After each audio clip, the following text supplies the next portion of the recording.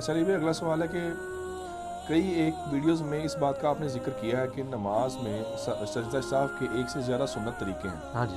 Please ان تمام سنت طریقوں کو مختصراً بیان فرما دیں تاکہ ہمیں تمام سنتوں پر عمل کرنے کا موقع ملے. دیکھیں میں نے ایک ڈیٹیل لیکچر جو ہے نا وہ مسئلہ نمبر 92 دیا ہوا ہے.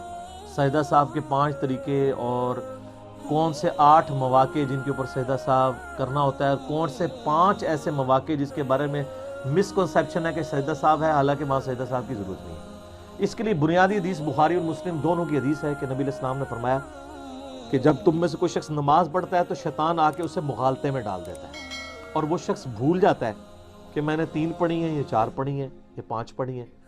اگر تمہارے ساتھ ایسا ہو تو تم اینڈ پہ 2 سجدے کر لیا کرو. اگر تم نے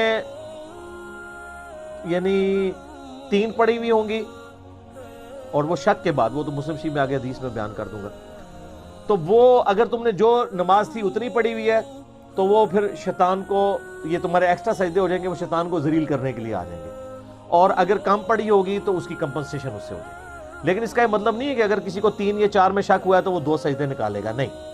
وہ مسلم شریف میں حدیث ہے کہ جس کو شک پڑ جائے تو وہ یقین پر بنیاد رکھے اور پھر آخر میں 2 سجدے نکالے. اگر کسی کو شک پڑ گیا کہ میں نے 3 پڑھی ہیں یا 4 تو یقین کیا ہوگا 3 کہ 3 تو پڑھی ہے تو 3 پہ رکھی بنیاد, ایک اور پڑھی ساتھ, پھر 2 سجدے.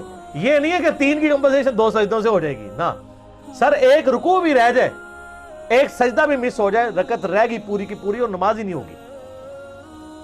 تو یقین پہ بنیاد رکھنی ہے.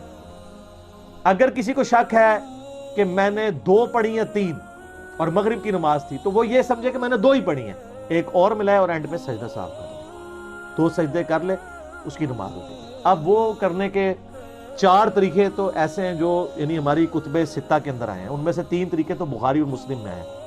پہلا طریقہ جو بخاری اور مسلم میں ہے وہ یہ ہے کہ آپ تشہد پورا پڑھ لیں اور سلام پھیرنے سے جسٹ پہلے اللہ اکبر کہہ کے 2 سجدے کریں. وہی پہلا سجدہ کیا, پھر جلسہ استراحت کیا, اس میں اذکار پڑھے, جلسہ جو ہے وہ سجود کے درمیان, پھر دوسرا سجدہ کیا اور پھر بیٹھتے ہی ساتھ ہی سلام پھیرتے. یہ بخاری اور مسلم میں طریقہ ہے. دوسرا طریقہ بخاری اور مسلم میں ہے کہ آپ دونوں طرف سلام پھیر دیں اور اس کے بعد آپ 2 سجدے کر لیں اور اس کے بعد دوبارہ سلام پھیرنے کی ضرورت نہیں. اور تیسرا طریقہ بخاری اور مسلم میں آیا ہے کہ نماز کے 2 سلام پھیرنے کے بعد 2 سجدے کریں, 2 سجدے کرنے کے بعد پھر دوبارہ سلام پھیر دیں.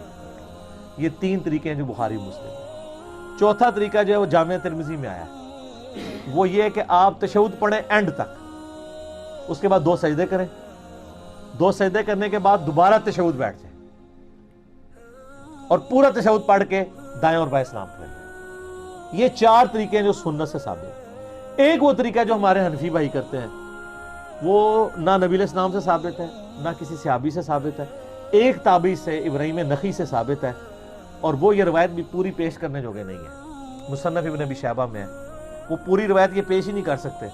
اس میں الفاظ ہیں کہ سجدہ صاحب میں بھی ایک سلام ہے اور جنازے میں بھی ایک سلام ہے. جنازے میں تو حنفی 2 سلام پھیرتے ہیں, جنازے میں ایک سلام ہوتا ہے دائیں طرف صرف. جنازے میں 2 سلام والی روایت جو ہے وہ ضعیف روایت ہے. تو وہ کہتے ہیں نہیں ہمارا طریقہ بھی لکھا ہوا ہے اور وہ بھی تابعی سے ابراہیم نخعی سے. اگر کوئی اس کو مانتا بھی تابعی کے قول کی وجہ سے تو پھر پورا قول لے نا. اصل مقصد 2 سجدے. حنفیوں والا جو طریقہ ہے اگر کوئی اس طرح بھی کر لیتا ہے تو ہو جائے گا. باقی بہتر یہ کہ آپ پہلے 4 طریقوں کے اوپر ہی عمل کریں. یہی یعنی ایک سب سے آپٹیمل چیز ہے. اچھا اس میں بعض اوقات یہ ہوتا ہے کہ انسان سجدہ صاحب کرنا بھول گیا, کوئی مسئلہ نہیں ہے, اور آپ باہر بھی نکل گئے, باہر جا کے آپ کو یاد ہے واپس آئیں سجدہ صاحب کرنا. نماز کے کافی دیر بعد آپ کو یاد آیا کہ میں نے وہ جو فرض پڑھے تھے اس کی 1 رکعت کم رہ گئی تھی. جیسے کہ لوگ امام کے ساتھ اسلام پھیر دیتے ہیں, بعد میں یاد آتا ہے یار میری تو رہتی تھی, ادھر ہی کھڑے ہو کے 1 رکعت پڑھیں, 2 سجدے کریں, نماز ہو جائے گی. ایون آپ نے بے شک گفتگو بھی کی ہو, بخاری مسلم میں حدیث موجود ہے نا, نبی علیہ السلام نے جو ہے وہ ظہر یا عصر کی نماز تھی 4 کی بجائے 2 رکعتیں پڑھا دی. سلام پھیرا تو آپ علیہ السلام مسجد سے باہر نکل رہے ہیں تو ایک صحابی آیا, اس نے کہا یا رسول اللہ صلی اللہ علیہ وسلم یہ نماز کم ہو گئی ہے آپ بھول گئے ہیں؟ تو آپ علیہ السلام فرمایا نہ نماز کم ہوئی ہے نہ میں بھولا ہوں، یعنی آپ کو یہ کنفرم تھا کہ میں نے پوری 4 پڑھی ہیں۔ تو یہ جو علم غیب اور یہ سارے عقیدے بنائے ہوئے ہیں وہ کدھر گئے؟ اور آپ نے ساتھ یہ بھی فرمایا میں بھولا بھی نہیں ہوں۔ اوور لک ہوگی چیز۔ پھر آپ نے فرمایا یہ صحیح کہہ رہا ہے، سب نے کہا یا رسول اللہ صحیح کہہ رہا ہے۔ تو آپ علیہ السلام واپس آئے، 2 رکعتیں اور پڑھی، سجدہ صاحب کیا، یعنی شروع سے نہیں پڑھی پھر۔ اور اسی طریقے سے بخاری مسلم میں ایک حدیث ہے، نبی علیہ السلام نے 5 رکعتیں پڑھا دی زور کی۔ سلام پھیرا تو صحابہ نے کہا یا رسول اللہ آپ نے 5 رکعتیں پڑھی ہیں۔ آپ فرمایا اچھا۔